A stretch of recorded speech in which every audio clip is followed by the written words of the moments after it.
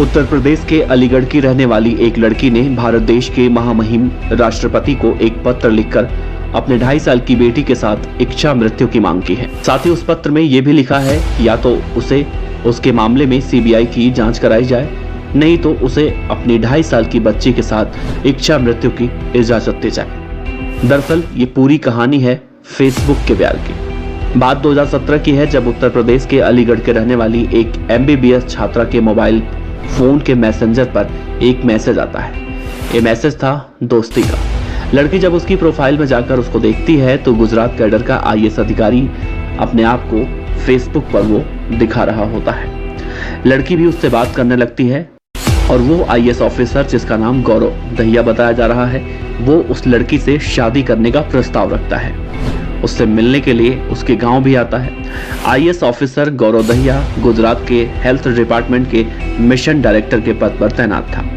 जब इन दोनों की मुलाकात होती है तो गौरव दहिया कहता है कि मैं तुमसे शादी करना चाहता हूं, अपने परिवार से चलो तुमको मिलाता हूं। और वो लड़की को लेकर दिल्ली आ जाता है और परिवार से मिलाने के बजाय दिल्ली के संग्रीला होटल में ले जाकर उसके साथ दुराचार करता है और फिर वीडियो बनाकर शुरू करता है ब्लैकमेलिंग का गंदा खेल। और लगातार प्रताड़ित होने के बाद लड़की को मजबूरन 24 फरवरी 2018 को दिल्ली के तिरुपति बालाजी मंदिर में शादी करनी पड़ती है। शादी करने के बाद गौरव दहिया को लेकर एक और छिपी हुई जानकारी सामने आती है कि वो पहले से ही शादीशुदा है। इतना सब कुछ ठीक था, जिंदगी में एडजस्ट करके चलना पड़ता है, तो उस लड़की ने भी यही सोच लिया कि उसकी नियति में शायद यही लिखा है। लेकिन एक दिन शादी के बाद लड़की एक बेटी को जन्म देती है और बेटी को जन्म देने के बाद IAS ऑफिसर गौरव दहिया इस कदर नाराज होता है कि उसे छोड़कर हमेशा हमेशा के लिए गुजरात चला जाता है।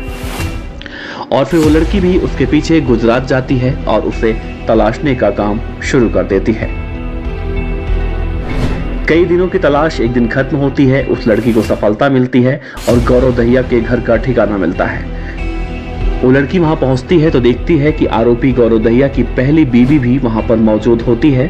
जब उसे सब कुछ मालूम चलता है तो उसकी पहली बीवी उसे छोड़कर चली जाती है। इस पूरे मामले में फिर 5 IAS ऑफिसरों की एक कमेटी बनाई जाती है और जांच होती है, जिसमें IAS ऑफिसर आरोपी गौरव दहिया दोषी पाया जाता है और उसे सस्पेंड कर दिया जाता है। आरोपी गौरव दहिया आज तक सस्पेंड है, लेकिन अभी भी उस लड़की को इंसाफ नहीं मिला है। इसीलिए उस लड़की ने थक हार कर अकेले इंसाफ की लड़ाई लड़ लड़कर देश के महामहिम राष्ट्रपति से इच्छा मृत्यु की गुजारिश की है। या तो उसे पूरे मामले में CBI जांच कराई जाए, नहीं तो उसे अपनी मासूम बेटी के साथ इच्छा मृत्यु की इजाजत दी जाए। लेकिन देखना है इस मां का दर्द कहां पर खत्म होता है और आरोपी IAS ऑफिसर दीपक दहिया जैसे दरिंदों को कानून किस तरह से सजा देता है। दीपक दहिया जैसे लोगों के लिए दीपक दहिया जैसे लोग जो समाज के दुश्मन हैं, उनको लेकर आप क्या सोचते हैं, नीचे जरूर बताइएगा।